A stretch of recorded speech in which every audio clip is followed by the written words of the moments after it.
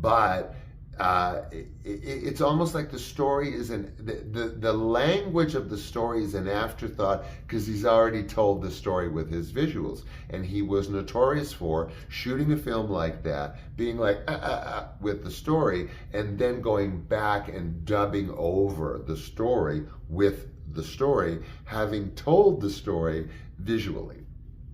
So again, I'd like maybe to contrast this with, as we all know, one of my favorite directors. I have maybe, let's say, 5 top favorite films, and by virtue of the fact that 2 of them were by Roman Polanski, I guess I have to consider him kind of maybe my all-time favorite director, or close to it. Now, interesting, Polanski also applies the same importance in the details of his production design. For example, first 5 minutes of Rosemary's Baby, ooh, I love that film.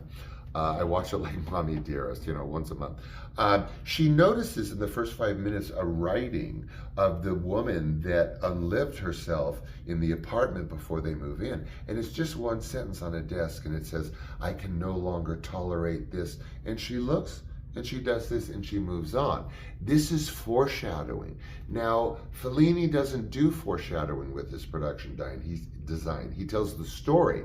But Polanski, although every single detail in his production design is purposeful, it also foreshadows and also tells the story, but in a different way than Fellini does. So it's a fascinating contrast.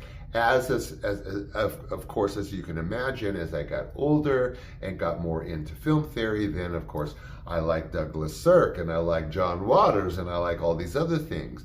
And Fellini sort of, I don't want to say kind of like took a little bit of a back seat, but he was no longer an obsession. But my takeaway from Fellini, in conclusion, I guess, is that aside from the visuals that are permanently imprinted into my brain, and I'm not kidding you, see Juliet of the Spirits, you guys. But what my permanent takeaway cinematically was that film is nuanced.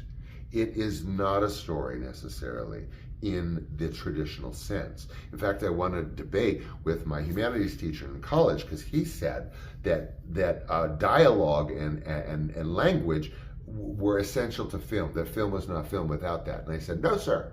I said, see, Last Year at Marienbad by Alain Resnais. None of the dialogue makes any sense. Oh, the lights, the chandelier, blah, blah. But it is such a stunning film that the story is told, what little there is, through the visuals.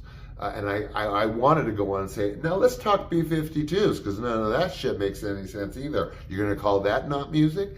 So anyway, I hope it was entertaining. I hope I made some point here about always try to look beyond the nuance, see the nuances, because film is all over the map. So anyway, I hope this was entertaining or informative, or, just this, bouncing, blabbing, talking head, something to fall asleep to. Okay, I'm gonna let you go now. Please take good care of yourself and those around you, and be good to yourself. And tomorrow, same menu. What more is there to say except I love you. Bye.